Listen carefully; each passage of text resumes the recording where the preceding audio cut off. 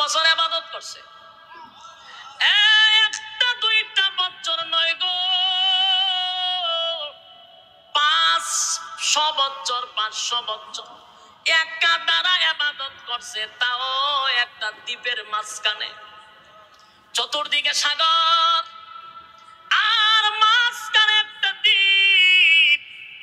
ওই দ্বীপের মধ্যে লোকটা আল্লাহর ইবাদত করত। সাগরের পানি লবণাক্ত, পান করা যায় না। দ্বীপের মধ্যে খানারও কোনো ব্যবস্থা নাই। লোকটা বাঁচলো কেমনে? তার আশেপাশে কেউ ছিল না, শুধুমাত্র একজন ব্যক্তি একা দ্বারায় 500 বছর ইবাদত করছে। কি খাইলো, কি পান করলো? কারণ সাগরের পানি লবণাক্ত, আশেপাশে বাড়িঘর নাই, সাগরের মাঝখানে। ওই লোকটা যে আল্লাহর ইবাদত করত, আমার আল্লাহ দ্বীপের মধ্যে একটা মিষ্টি পানির নহর কইরা দিছে।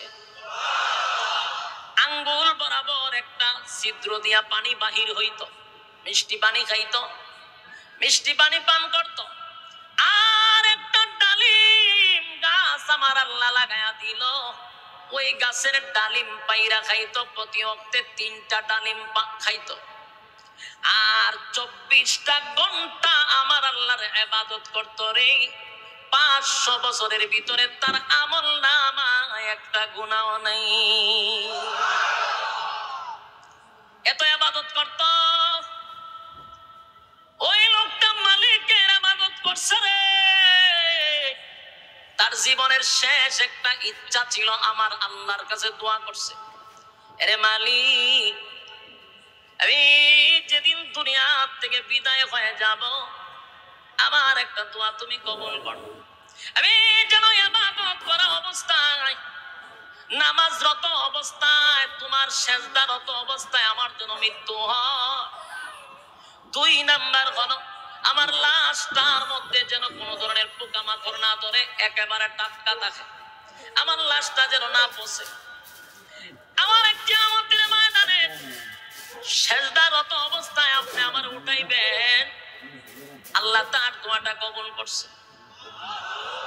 কিয়ামত পর্যন্ত তার লাশটা এখন পর্যন্ত অক্ষত অবস্থায় আছে।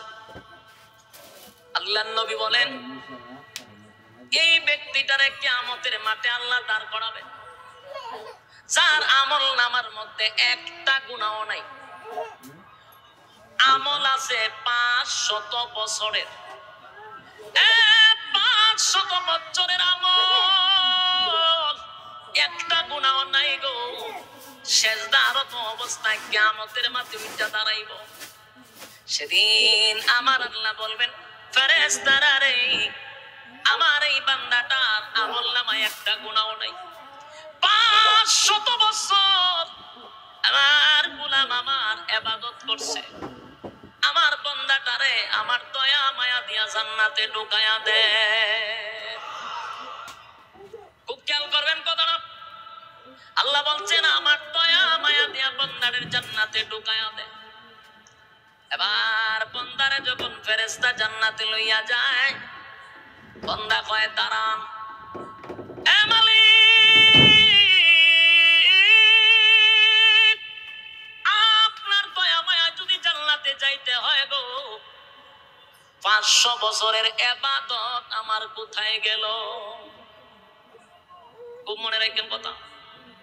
আপনার দয়া মায়ায় যদি আমার জান্নাতে যেতে হয়, বলুন না আমার 500 বছরের ইবাদত গেল কোথায়? আল্লাহ তার কথার কোনো জবাব না দিয়া ফেরেশতারে আবারও বললেন, আমার বান্দাটারে মায়া দয়া কইরা জান্নাতে ঢোকায়া দাও। কিন্তু আবার দাঁড়াইছে, কথা হইতো না। আপনার দয়া মায়ায় যদি জান্নাতে যাইতে হয়, তাহলে 500 বছর আমি কিতা করছি? আমার আমল গেল কই? আল্লাহ কয়, রে দয়া মায়া কইরা দিছিলাম, ভালো লাগছে না, আয়গা না, তোর আমল নামার মধ্যে কোনো গুনাহ নাই।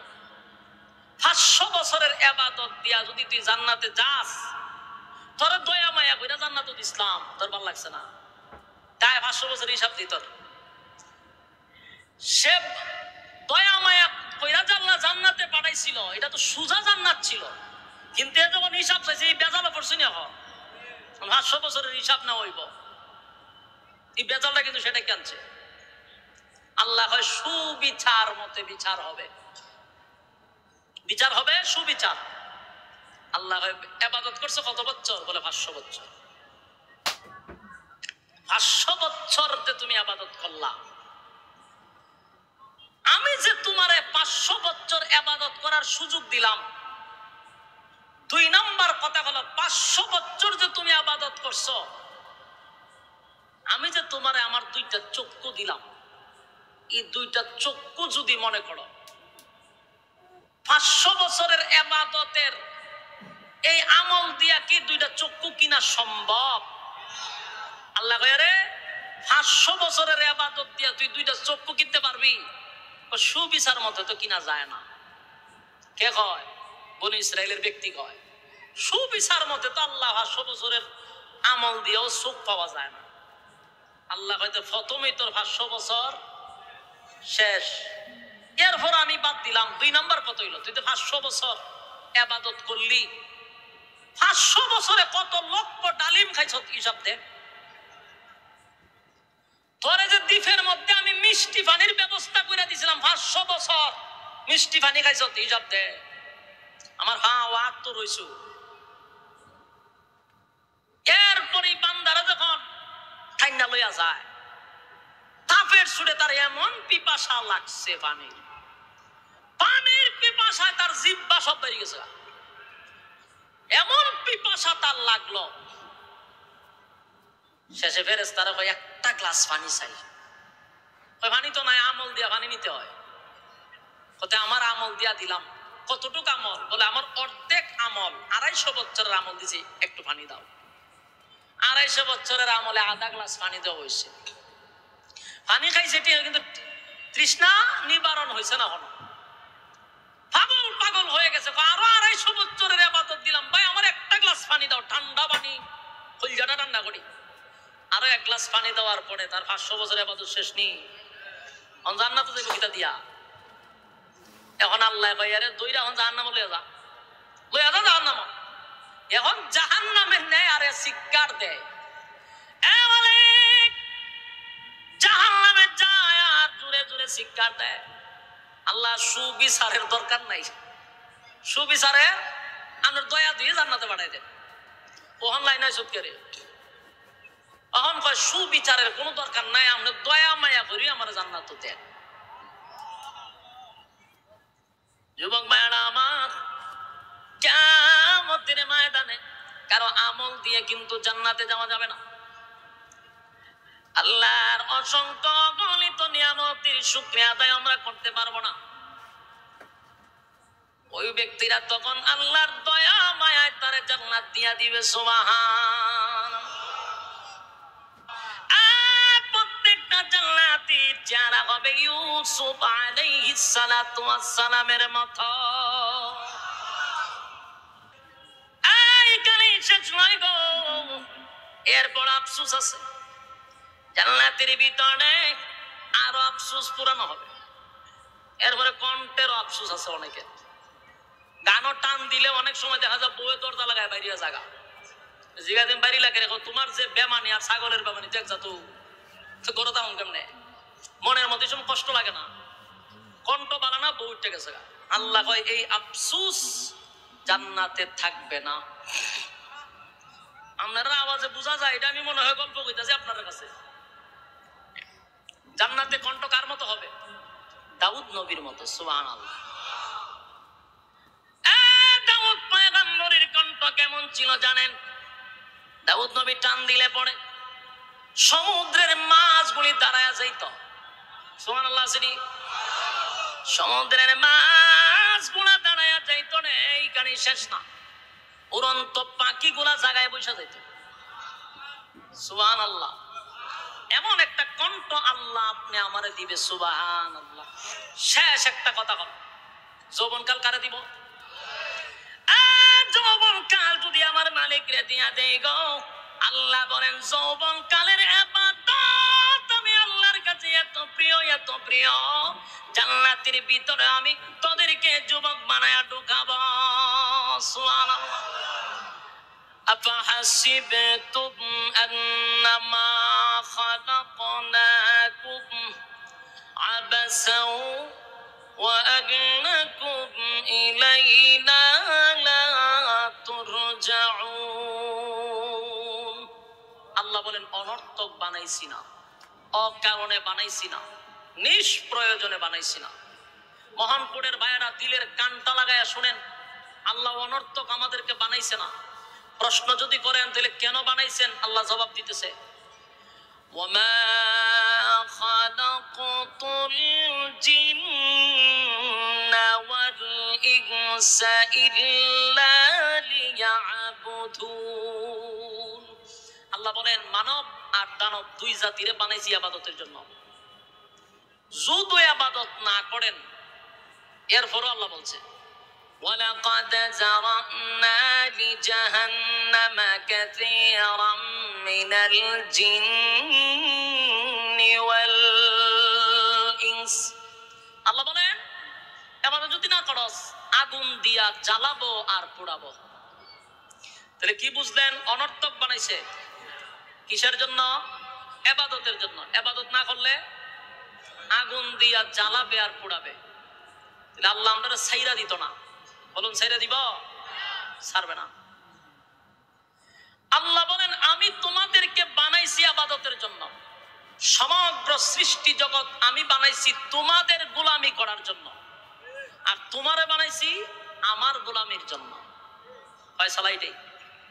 আল্লাহ নিজে বলতেছেন ওয়াকাদা রাব্বুকা আল্লা তা'বুদু ইল্লা ইয়্যাহ। আল্লাহর সিদ্ধান্ত আমাদেরকে জানাইয়া দিয়েছেন, একক ফয়সালা আল্লাহ। গোলামি চলবে কার? গোলামি আল্লাহর চলবে। এটা আল্লাহর একক সিদ্ধান্ত যে তোমরা গোলামি করবা আমার। আমার পাওনা দিয়া দাও। আমাদের প্রতি বড় পাওনা হলো আল্লাহ। তার কারণ একটা মাছকে যদি পানির নিচে রাখেন, সে যেইভাবে পানিটার নিচে ডুবন্ত অবস্থায় থাকে, ঠিক পৃথিবীর প্রতিটা মানুষ আমরা আল্লাহর নিয়ামতের মধ্যে এইভাবে ডুবতে আছি। কোন স্বীকার করার সিস্টেম আছে? আল্লাহ বলতেছেন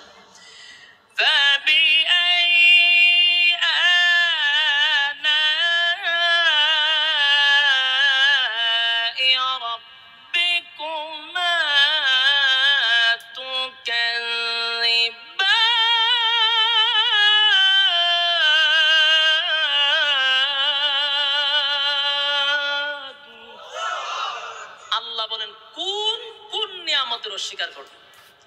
তোরে কোন নিয়ামত দিছি না আমি? পারবেন নি অস্বীকার করতে? প্রত্যেকটা মানুষকে আল্লাহ নিয়ামত দিয়ে ডুবাই রাখছে। এখন যদি প্রশ্ন করেন কি নিয়ামত, আল্লাহ কোনো দিকে তাকানোর দরকার নাই। তুই শুধু তোর 3.5 হাত বডির দিকে তাকায়া দেখ আমি আল্লাহ তোরে কি নিয়ামত দিছি। আমরা ডাইনামো তাকানোর দরকার নাই।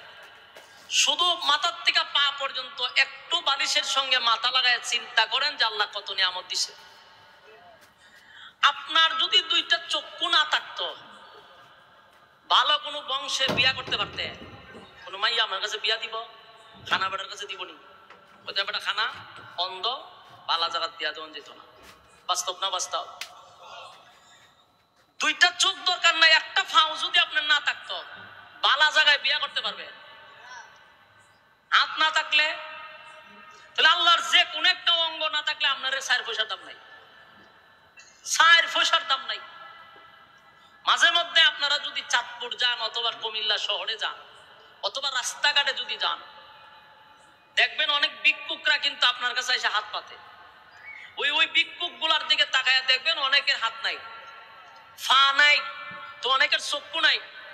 যেন আমরা গাড়ির মধ্যে এত হয় অনেক সময় দেখি এই সাইড পুরাটা নাই, আরেকটা আছে এখানে অতটুক পর্যন্ত।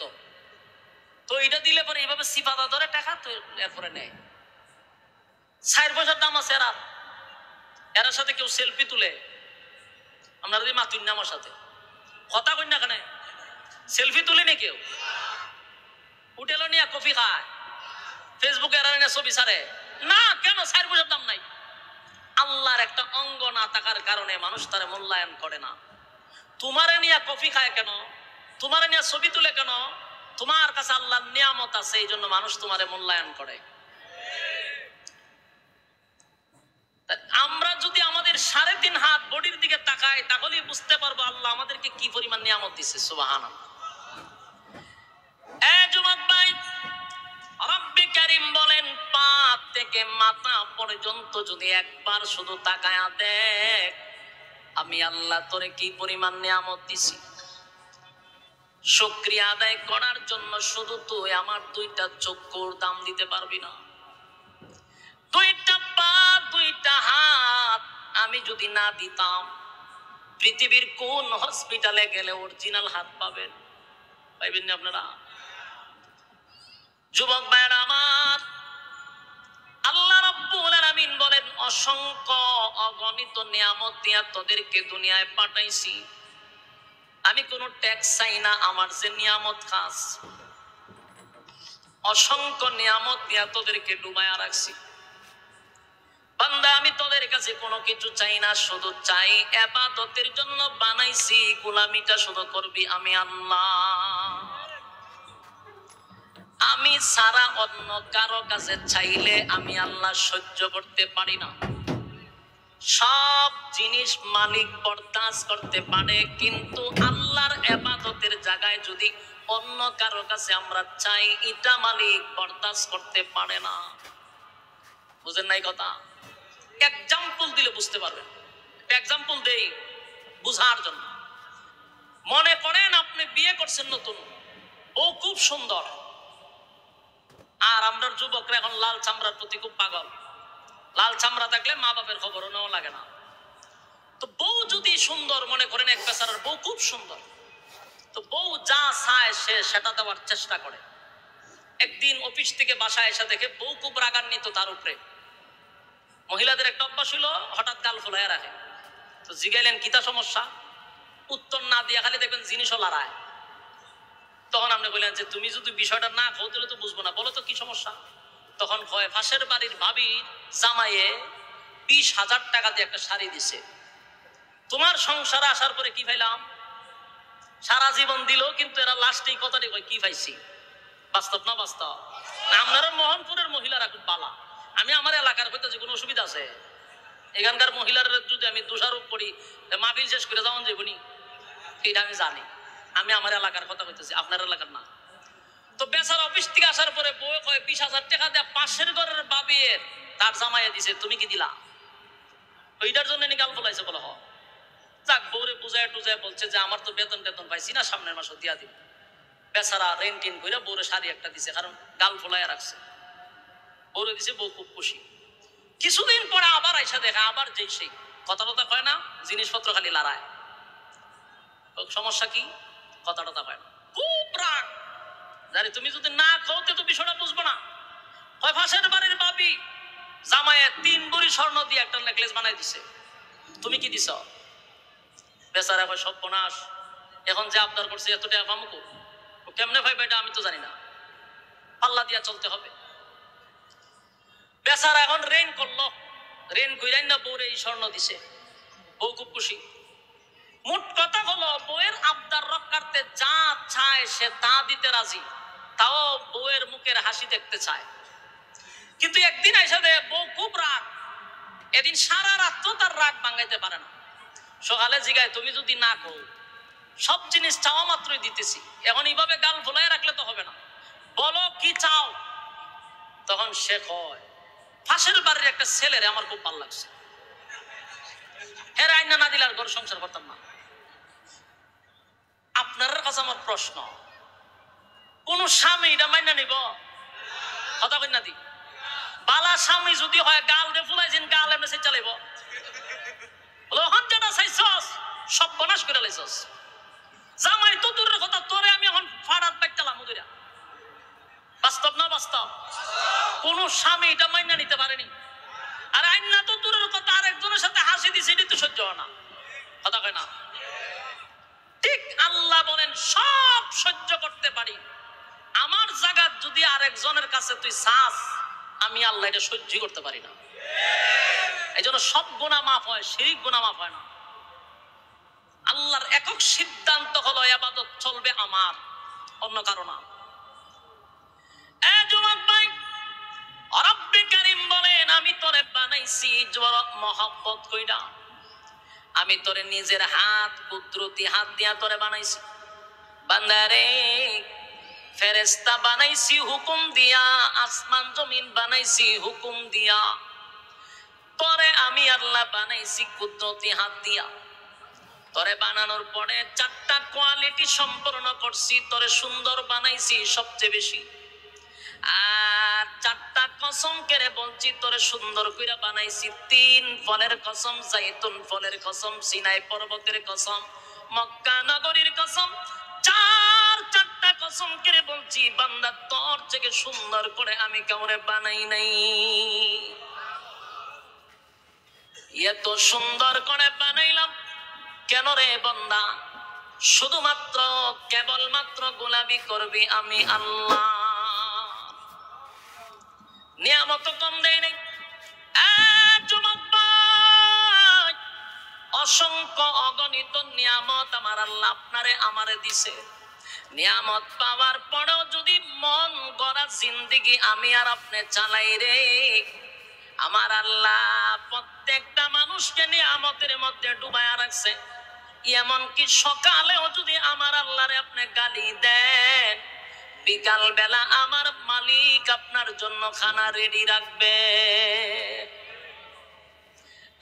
যুবক ভাই, রব্বে কারীম বলেন আমি মহব্বত করে বানাইছি শুধুমাত্র কেবলমাত্র আমার গোলামির জন্য। বান্দা তুই আমার গোলামি করবি, অন্য কারো কাছে তুই চাইবি না। তোরে বড় মহব্বত করে বানাইছি, এতগুলো নিয়ামত দিলাম গো। আমার যদি একটা চক্ষু না থাকতো 4 পয়সার দাম নাই, পা 2টা না থাকলে দাম নাই, হাত 2টা না থাকলে কোনো দাম নাই। যুবক ভাইরা আমার, বনি ইসরাইলের একজন যুবক ছিল। ওই যুবক 500 বছর আমার আল্লাহর ইবাদত করছে।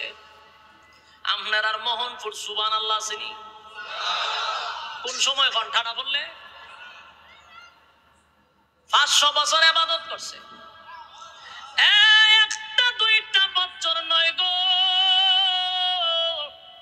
500 বছর, 500 বছর একা দ্বারা ইবাদত করছে, তাও একটা দ্বীপের মাঝখানে।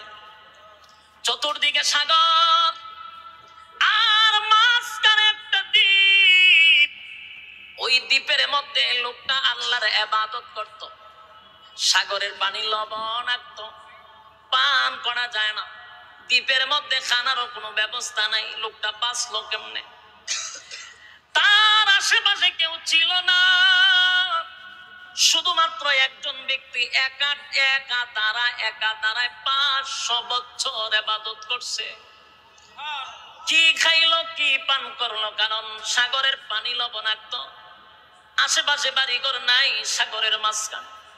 ওই লোকটা যে আল্লাহর ইবাদত করত, আমার আল্লাহ দ্বীপের মধ্যে একটা মিষ্টি পানির নহর কইরা দিছে। আঙ্গুল বরাবর একটা ছিদ্র দিয়া পানি বাহির হইত, মিষ্টি পানি খাইতো, মিষ্টি পানি পান করত। আর একটা ডালিম গাছ আমার আল্লাহ লাগায়া দিল। ওই গাছের ডালিম পাইরা খাইতো, প্রতি ওয়াক্তে 3টা ডালিম খাইতো। আর 24টা ঘন্টা আমার আল্লাহর ইবাদত করত রে। 500 বছরের ভিতরে তার আমল নামায় একটা গুনাহ নাই। এত ইবাদত করত। ওই লোকটা মালিকের ইবাদত করছে রে। তার জীবনের শেষ একটা ইচ্ছা ছিল, আমার আল্লাহর কাছে দোয়া করছে, আরে মালিক, আমি যেদিন দুনিয়া থেকে বিদায় হয়ে যাব, আমার একটা দোয়া তুমি কবুল করো। আমি যেন ইবাদত করা অবস্থায়, নামাজরত অবস্থায়, তোমার সেজদারত অবস্থায় আমার জন্য মৃত্যু হয়। 2 নাম্বার হলো আমার লাশটার মধ্যে যেন কোনো ধরনের পোকামাকড় না ধরে, একেবারে টাটকা থাকে, আমার লাশটা যেন না পচে। আমার কিয়ামতের ময়দানে সেজদারত অবস্থায় আপনি আমার উঠাইবেন, আল্লাহ তার দোয়াটা কবুল করছে। কিয়ামত পর্যন্ত তার লাশটা এখন পর্যন্ত অক্ষত অবস্থায় আছে। আল্লাহর নবী বলেন, এই ব্যক্তিটারে কিয়ামতের মাঠে আল্লাহ দাঁড় করাবে, যার আমল নামার মধ্যে একটা গুনাহও নাই। আমল আছে 500 বছরের, 500 বছরের আমল, একটা গুনাহ নাই গো। সেজদারত অবস্থায় কিয়ামতের মাঠে উঠা দাঁড়াইব। সেদিন আমার আল্লাহ বলবেন, ফেরেশতারা রে, আমার এই বান্দাটার আমল নামায় একটা গুনাহ নাই। 500 বছর আমার গোলাম আমার ইবাদত করছে, আমার বান্দাটারে আমার দয়া মায়া দিয়া জান্নাতে ঢুকায়া দে। খুব খেয়াল করবেন কথাটা। আল্লাহ বলছেন, আমার দয়া মায়া দিয়া বান্দারের জান্নাতে ঢুকায়া দে। এবার বান্দারে যখন ফেরেশতা জান্নাতে লইয়া যায়, বান্দা কয়, দাঁড়ান, এ মালিক,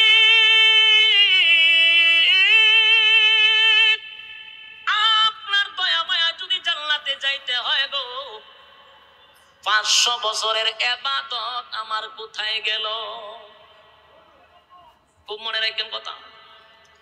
আপনার দয়া মায়ায় যদি আমার জান্নাতে যেতে হয়, বলুন না আমার 500 বছরের ইবাদত গেল কোথায়?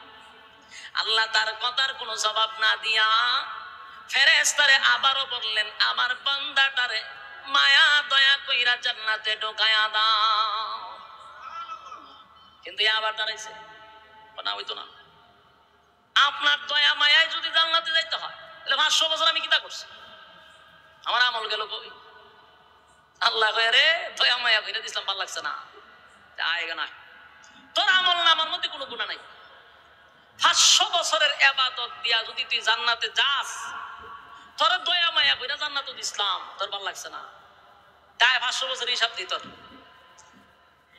সে দয়া মায়া কইরা জান্নাতে পাঠাইছিল, এটা তো সুজা জান্নাত ছিল, কিন্তু এ যখন হিসাব চাইছে, এই বেজালে পড়ছি না, 500 বছরের হিসাব না হইব, এই বেজালটা কিন্তু সেটা কেনছে। আল্লাহ হয় সুবিচার মতে বিচার হবে, বিচার হবে সুবিচার। আল্লাহ ইবাদত করছে কত বছর? বলে 500 বছর। 500 বছর যে তুমি ইবাদত করলা, আমি যে তোমারে 500 বছর ইবাদত করার সুযোগ দিলাম, 2 নাম্বার কথা হলো 500 বছর যে তুমি ইবাদত করছো, আমি যে তোমারে আমার 2টা চক্ষু দিলাম, এই 2টা চক্ষু যদি মনে করো 500 বছরের ইবাদতের এই আমল দিয়া কি 2টা চক্ষু কিনা সম্ভব? আল্লাহ কয়, রে 500 বছরের ইবাদত দিয়া তুই 2টা চক্ষু কিনতে পারবি? সুবিচার মতো তো কিনা যায় না। কে কয়? বনি ইসরাইলের ব্যক্তি কয়, সুবিচার মতে তো আল্লাহ 500 বছরের আমল দিয়েও চোখ পাওয়া যায় না। আল্লাহ হয়তো প্রথমেই তোর 500 বছর শেষ, এরপর আমি বাদ দিলাম। 2 নাম্বার কত হইল? তুই তো 500 বছর ইবাদত করলি, 500 বছরে কত লক্ষ ডালিম খাইছ হিসাব দে। তোরে যে দ্বীপের মধ্যে আমি মিষ্টি পানির ব্যবস্থা করে দিয়েছিলাম, 500 বছর মিষ্টি পানি খাইছ হিসাব দে। আমার হাত তো রইছু।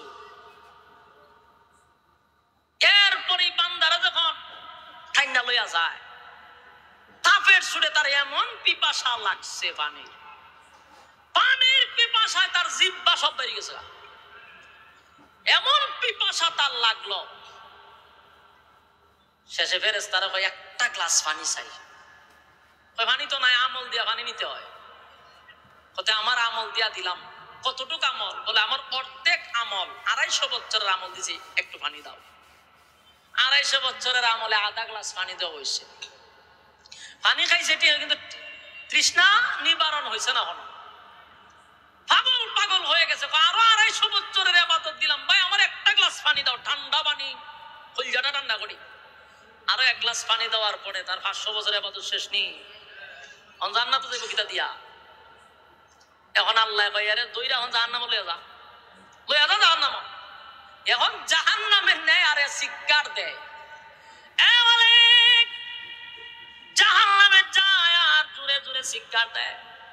আল্লাহ সুবিচারের দরকার নাই, সুবিচারে আমার দয়া দিয়ে জান্নাতে পাঠাই দেন।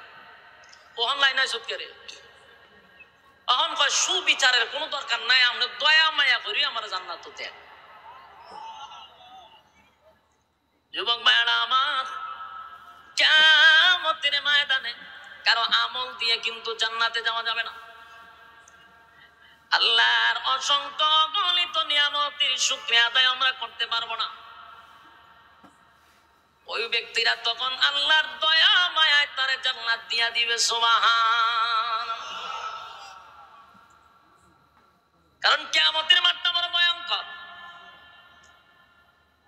আল্লাহর নবী নিজে কয় যে আমার কাছে যদি আল্লাহ হিসাব চাইতো, হিসাব দেওয়ার মতো যোগ্যতা আমি নবীরও নাই। আপনারা আওয়াজে বোঝা যায় খুব কষ্ট পাইছেন কথাটা কন। এ আল্লাহর নবীর কাছে কি আল্লাহ হিসাব চাইবো? কখনো চাবে না। কিন্তু নবী বুঝাইতে গিয়ে বলছেন যদি আমার কাছেও হিসাবটা চায় দেওয়ার মতো যোগ্যতা, তাহলে যারাই জান্নাতে যাবে কার দয়ায়? কারণ আপনারা যদি গন্তিলার ইবাদত করে কিতা করতাম? প্রশ্ন আসতে পারে, দয়া মায়া যদি জান্নাত দিতে ইবাদত করে কি করো? এটার একটা উত্তর হইল, বাংলাদেশ সরকার বলছে আগামী দিনে আমি সরকারি চাকরি দিব এলাকার সবাইকে, এলাকার সবাই সরকারি চাকরি দিব আগামী 1 বছর পরে। উনি কথা এলাউন্স শোনার পরে মোহনপুরের যা আসিফ সব গিয়ে লাইনে দাঁড়াইছে। তখন ইন্টারভিউ নেওয়ার সময় জিজ্ঞাসা আপনি কতটুকু লেখাপড়া আছেন? বলে বেটা লেখাপড়া করতাম করে। সরকারে বলছে সবাই চাকরি দিব, আমি তো ঠেলা গাড়ি চালাই, চাকরি তো দিব সরকারে কইছে। সরকারে কইছে চাকরি দিব, তখন কেন লেখাপড়া ছাড়া দিব? কথা কই না দি। সরকার বলছে কোন গোষ্ঠী না, দয়া মায়া কইরা তোমরা চাকরি দিব, যারা আসো সব আসো। এই কথার মানেটা হয় না যে আপনি লেখাপড়া ছাড়াই লাইনে দাঁড়াইবেন। কথা বলেন। আল্লাহ বলছেন দয়া মায়া করে জান্নাত দিব, এর মানে এটা নয় যে হারা জীবন গাঞ্জা খামো, হারা জীবন আর্জেন্টিনার আর ফুটবল দেখুন, আর সুদে ঘুষে রাতের খাম দিনের খাম সব করুন, লাইনে গিয়ে দাঁড়াবো, আল্লাহ দয়া মায়া কইরা জান্নাত দিব। বিষয়টা কিরকম? যুবক ভাইরা আমার, আল্লাহ রাব্বুল আলামিন দয়া মায়া কইরা জান্নাত দিবে, এটাই সত্য। কিন্তু ইবাদত আছে না নাই? এ যুবক ভাই, রব্বে কারীম বলেন বান্দা শুন, আমি আল্লাহ তোরে মহব্বত কইরা বানাইছি, আমি তোরে মহব্বত কইরা বানাইছি। জাহান্নামের আগুনে জ্বালানোর জন্য বানাই নাই রে, জাহান্নাম আমি আগুনে জ্বালানোর জন্য বানাই নাই। আমি আল্লাহ জাহান্নাম বানাইছি 7টা, জান্নাত বানাইছি 8টা। জান্নাত কয়টা? 8টা। জাহান্নাম, আল্লাহর যদি জাহান্নামের দেওয়ারই নিয়ত থাকতো তাহলে জাহান্নাম বানাইতো 8টা, জান্নাত বানাইতো 7টা। মালিক তো জাহান্নাম বানাইছে 7টা আর জান্নাত বানাইছে 8টা। উদ্দেশ্য হলো বান্দা বান্দিকে জাহান্নামে দেওয়ার জন্য নয় গো, জান্নাত দেওয়ার জন্য। কিন্তু বান্দাগুলি আমার মালিকের হুকুম না মাইনা মন গড়া জিন্দেগি চালায়। আমার আল্লাহ বলেন একটা উসিলাও বান্দার কাছে পাওয়া যায় না রে, বান্দারে যে আমি জান্নাত দিব। আজকে যারা মোহনপুরের মাঠে আসছেন আরামের ঘুমটা হারাম কইরা নরমাল বিছানায় যারা বসছেন, আল্লাহ হয়তোবা এটাকে উসিলা করে কিয়ামতের ময়দানে জান্নাতের ফয়সালা করে দিতে পারে। সুবহানাল্লাহ। যুবক ভাইরা আমার, প্রত্যেকটা মানুষকে কিয়ামতের মাঠে আবার পুনরায় দাঁড়াইতে হবে, বিশ্বাস হয়? দুনিয়ায় আকাম কুকাম দিনের কাম রাতের কাম যত কাম করছেন এটির হিসাব কিন্তু পাই পাই করে দিতে হবে। কথা কই না? আর্জেন্টিনার জন্য ব্রাজিলের জন্য সারা রাত ঘুমান না, এমনি হইলে জিন্দিগিতে ফজরের সময় উঠেন না। এখন দেখা যায় সারা রাত বইয়া বইয়া আর্জেন্টিনার আর ব্রাজিল দেখে, এমনি হইলে না তোর ঘুম ছাড়ে না। কিয়ামতের মাঠে যখন আল্লাহ দাঁড় করাবে তখন কিন্তু সেদিন আল্লাহ বলবে এই নাফরমান গুলারে জাহান্নামে নিয়ে ঢোকা, কারণ সময় দিছিলাম আমি, সময়ের মালিক ছিলাম আমি, বান্দারে সময় দিছিলাম আমি, ওয়াল আসর, সময়ের কসম করছে আমার আল্লাহ।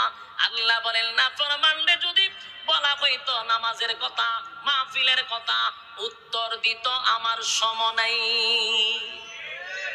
কিন্তু দেখা যায় ব্রাজিলের খেলা দেখার সময় আছে, আর্জেন্টিনার খেলা দেখার সময় আছে, বিপিএল আইপিএল দেখার সময় আছে, বন্ধু বান্ধব নিয়ে আড্ডা মারার সময় আছে, চাকরি ব্যবসা করার সময় আছে, সব সেক্টরে বন্দার সময় আছে গো। সময় নাই শুধু আমি আল্লাহর বেলা। জাহান্নামীদের দল, অসংখ্য অগণিত নিয়ামত বান্দারে দিছিলাম, নিয়ামত খাবার পরেও আমি আল্লাহর প্রশংসা করলো না, আমি আল্লাহর গোলামি করলো না, মন গড়া জিন্দেগি চালাইলো। জাহান্নামীদেরকে গ্রাস করা হবে। যুবক ভাইরা আমার, উপায় থাকবে না, উপায় থাকবে না। সেদিন আপনাকে বাঁচানোর মতো কোন নেতা থাকবে না, বড় ভাই থাকবে না, ছোট ভাই থাকবে না, অমুক নেতা তমুক নেতা ফাতি নেতা, কোন নেতা সেদিন সাহায্য করবে না। আল্লাহ বলেন ইয়াউমা ইয়াফিরুল মারউ মিন আখিহি ওয়া উম্মিহি ওয়া আবি ওয়া সাহিবাতিহি ওয়া বানি। কিয়ামতের কঠিন ময়দানে কেউ কারো হবে না, কেউ কারো হবে না। মা তার সন্তানকে পরিচয় দিবে না, সন্তান বাবাকে পরিচয় দিবে না, আত্মীয়-স্বজন দূরের কথা কেউ আপনাকে পরিচয় দিবে না। এমনকি কলিজার টুকরা মা তার সন্তানকে দেখে বলবে দুনিয়াতে আমার বিয়া শাদী হইছে না। কি বুঝলেন? মা যদি সন্তানকে পরিচয় না দেয় গো, আপনার মুডাফ হিসাবে দিব, সিকন হিসাবে জড়ালেন তাই না। কিয়ামতের কঠিন ময়দানে আল্লাহর রাসূল বলেন মা তার সন্তানকে অস্বীকার করবে, বাবা তার সন্তানকে অস্বীকার করবে, সেখানে ফির ফকিরের কোনো প্রশ্নই আসে না। যুবক ভাইরা আমার, সেদিন যদি কেউ সুপারিশ করে গো, একমাত্র তোমার আর আমার নবী, নবী মুহাম্মাদুর রাসূলুল্লাহ সাল্লাল্লাহু আলাইহি ওয়াসাল্লাম। কিয়ামতের মাঠে যদি সুপারিশ কেউ করে, আল্লাহর নবী সুপারিশ করবে। কিন্তু সেদিনও কিছু মানুষের জন্য সুপারিশ করতে নবী যাবে, কিন্তু মাঝখানে পর্দা পড়ে যাবে। সুপারিশ করার মাত্রই মাঝখানে পর্দা পড়ে যাবে। আল্লাহর নবী চিৎকার দিয়া বলবে মালিক,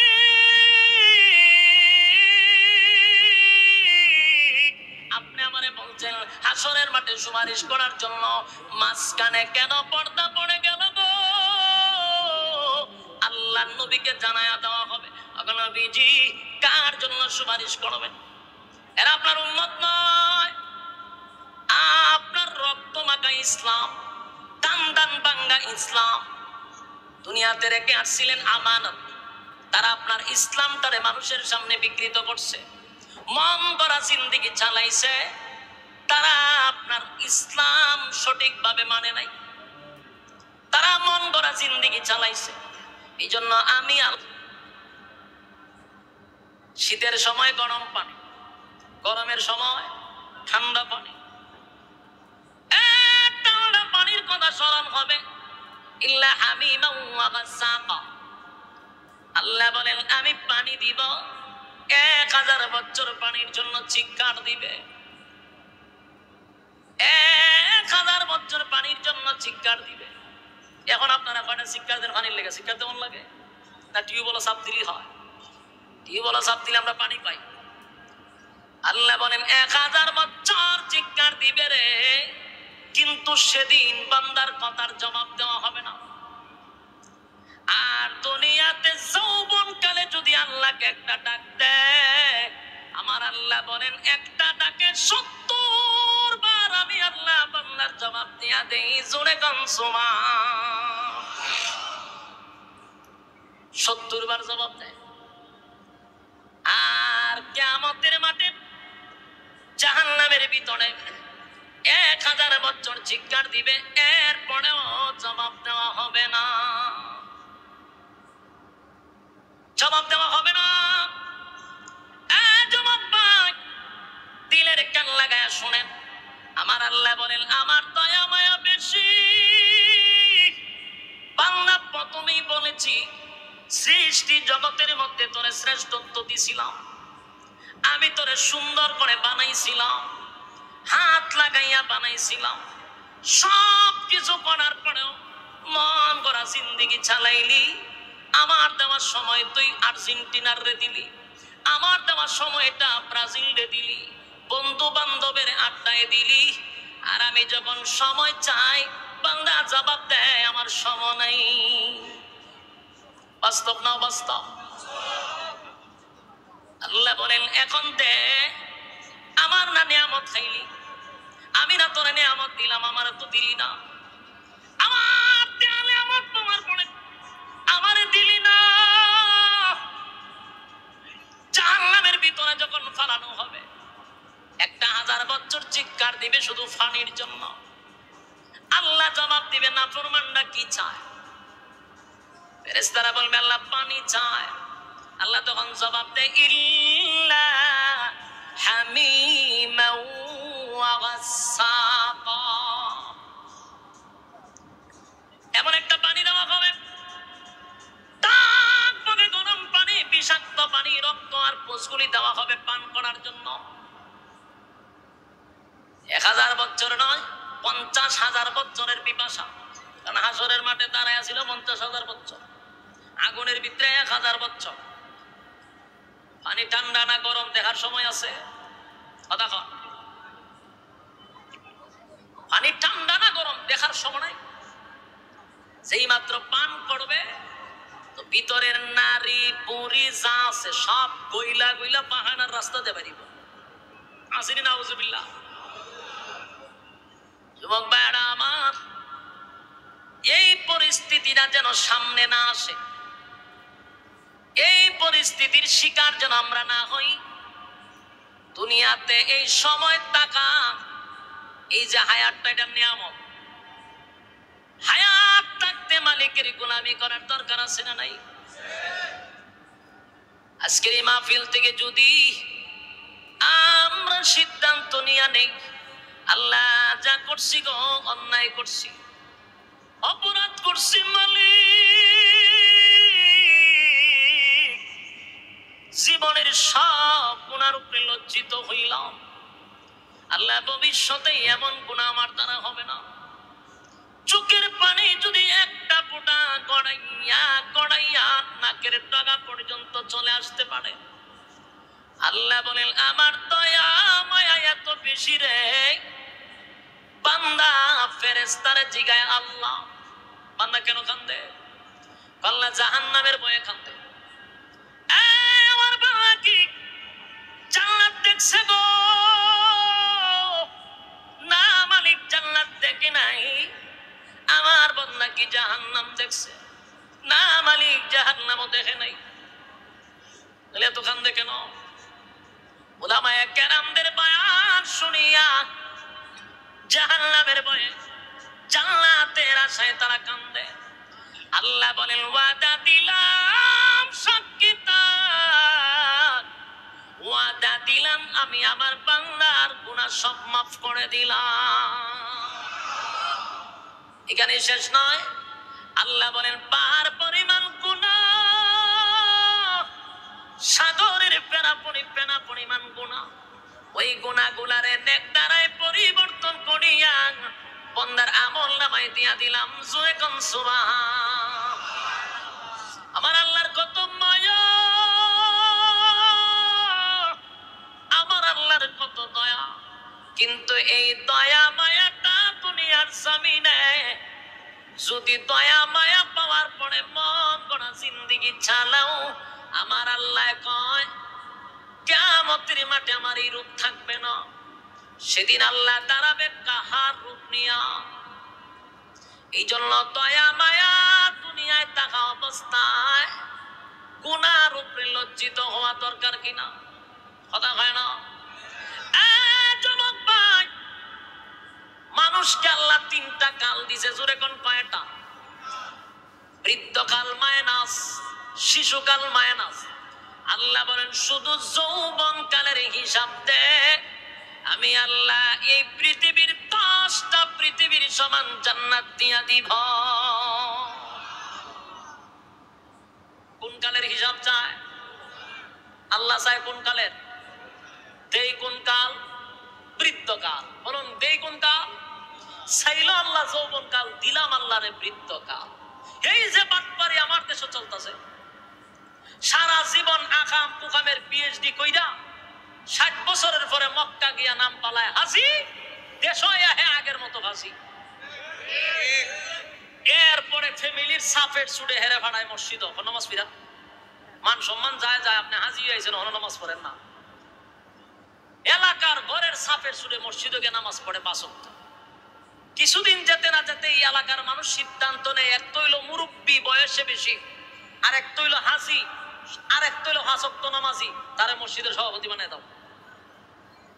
দিল মসজিদের সভাপতি বানাইয়া। যেই লোকটারে হারা জীবন শয়তানে লাড়াচাড়া করছে, উল্টায়া ফাল্টায়া লাড়ছে, শয়তানে যারে রিটার্ডে বানাইছে হেরে বানাইছে মসজিদের সভাপতি। এই ইমাম আর মুয়াজ্জিনের অবস্থা কি হইব? যেটা শয়তানের খালাতো ভাই ছিল সারা জীবন, এ যদি মসজিদের সভাপতি হয়, ইমাম আর মুয়াজ্জিনের কি হইব? যেটা হইতাছে এটি হইতাছে। বাস্তব না বাস্তব?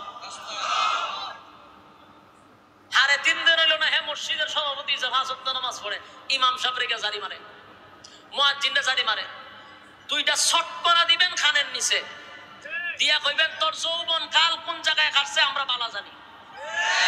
তুই কত আকাম কুকামের পিএইচডি করছ যৌবন কালে আমরা জানি। কিন্তু বাংলাদেশের টেকনাফ থেকে তেতুলিয়া যতটা উলামায়ে কেরাম আছে, তাদের যৌবন কাল আপনারা তালাশ করেন, আল্লাহর জাতের কসম প্রত্যেকটা আলেমের যৌবন কাল আল্লাহর রাস্তায় কাটছে। তুই কার সাথে কার পাল্লা নেস?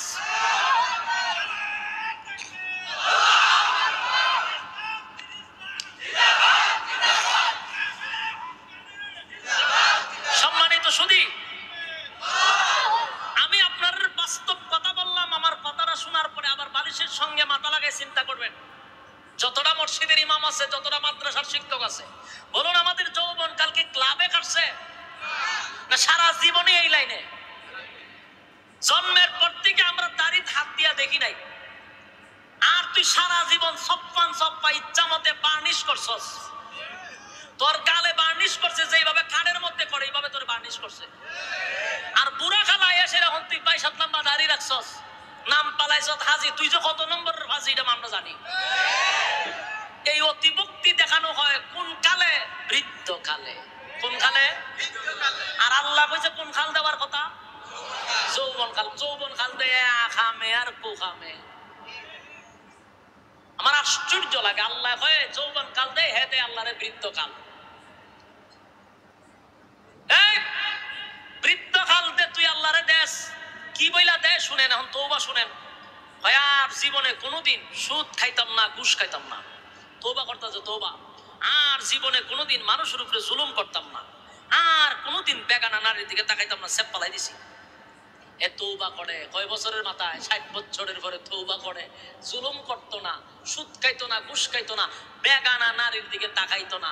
আমার মাঝে মধ্যে এমন হাসি উঠে, আর মাঝে মধ্যে মনে হয় তুই একটা চটকনা মাইরা দিই।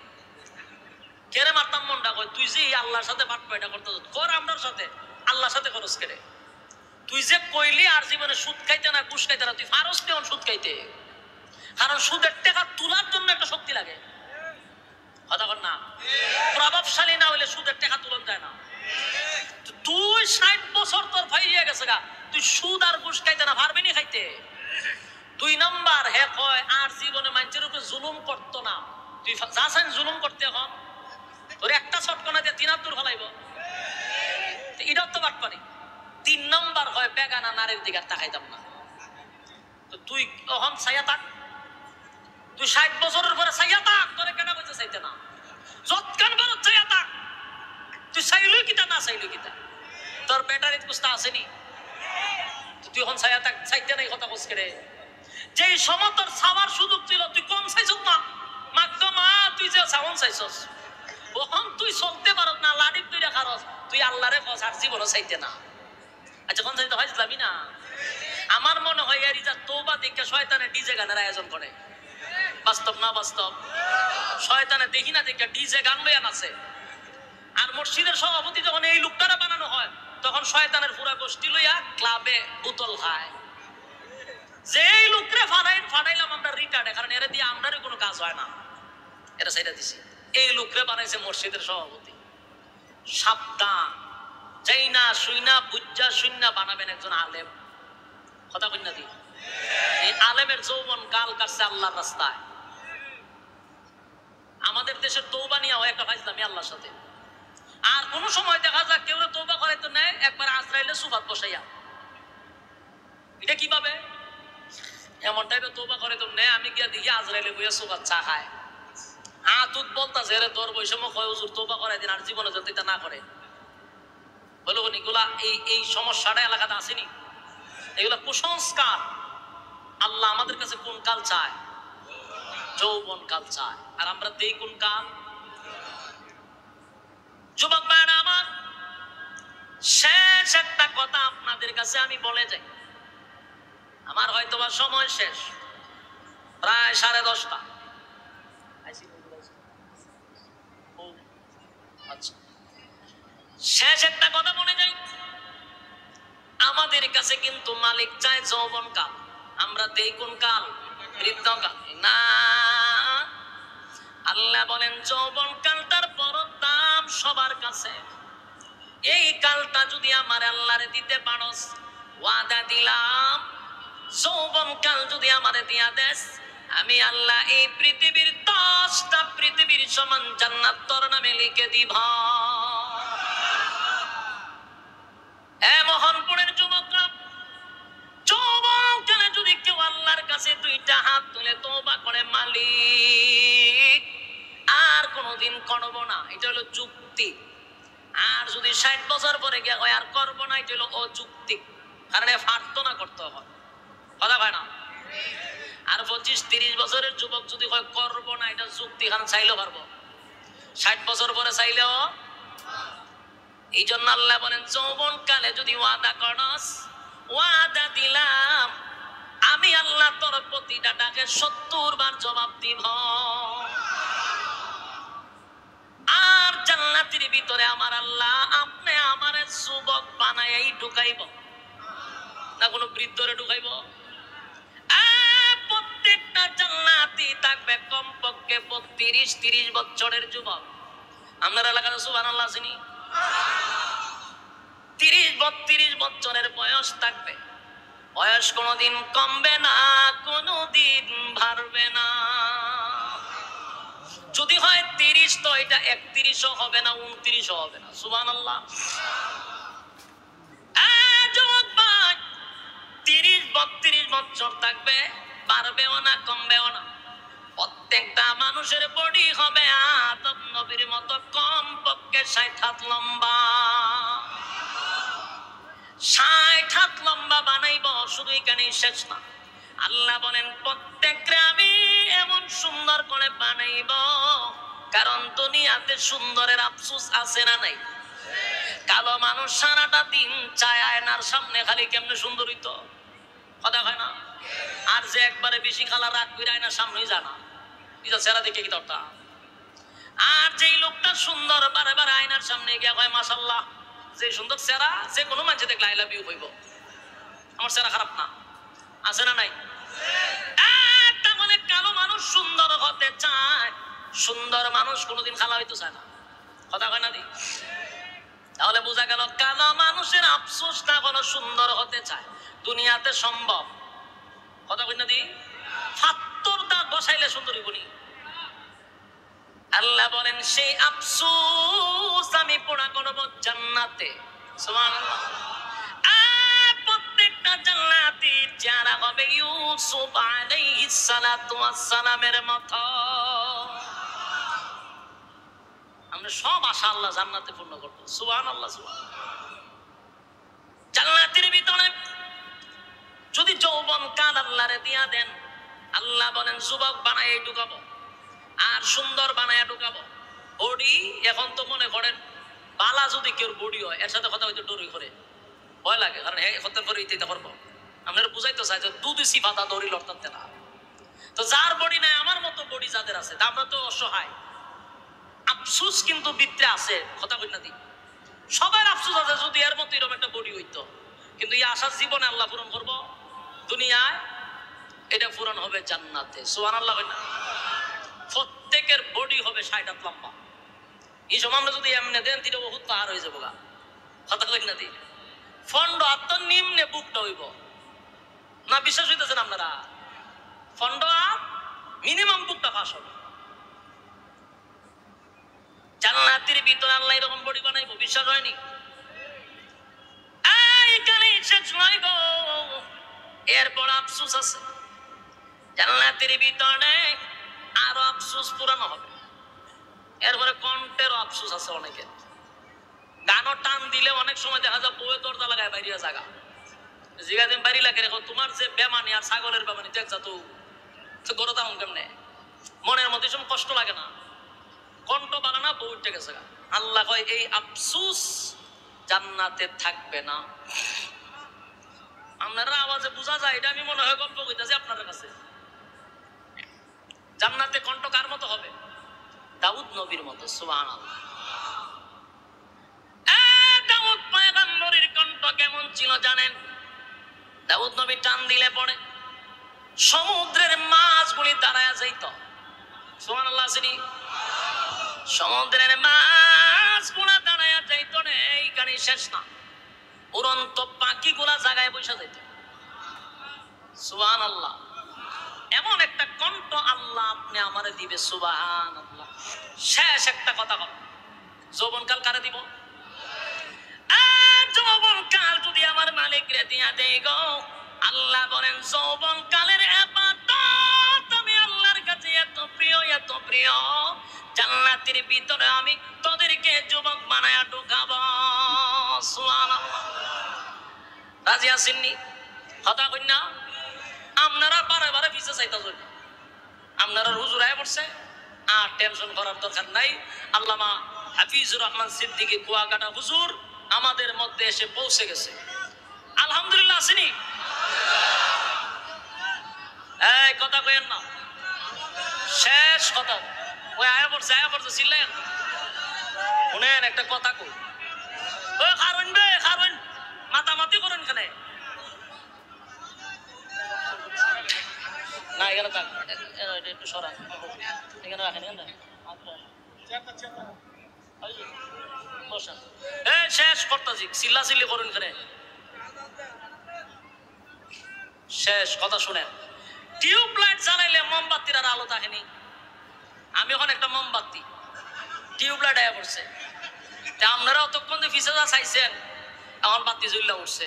টেনশন করার আর কোনো দরকার নাই। আমি বহু কষ্ট কইরা ডেটটা লইছি। আপনারা তো সহজায় ওয়াজ শুনতাছ নাকি দা, কিন্তু এই ডেটটা লইতে আমার খবর হয়েছে, কারণ যেই সময় ডেট চাইছি এই সময় ডেট পাওয়ার কথা না, ইমার্জেন্সি ডেটটা লইছি। এখন আপনারা বসা এবং আপনাদের আদব দিয়া ওনারা দূরে রাখতে হইব। কথা বুঝছেন নি? আমি যে এত মানে প্রশংসা করে এখানে আনছি, আমার ইজ্জতটা রাখবেন না আপনারা। বলে চিল্লা চিল্লি না করে পর্দা উঠাইয়া সাইডে বাইডে বইয়া যান, খারুইয়েন না। খুব কষ্ট করে আনতে হইছে, ডেট পাওয়া যায় না, এখন ইমার্জেন্সি ডেট আনছি। আর আপনাদের এলাকার অনেক প্রশংসা করছি, ভাই যেন আপনাদের আচার ব্যবহারে মুগ্ধ হয়, অন্তত পক্ষে প্রত্যেক বছর যেন আমরা পাই। ঠিক নেই? আল্লাহ ওনারে কবুল করুক। শেষ কথাটা হলো, আমি আপনারা এই মাঠও 4 বছর ধইরা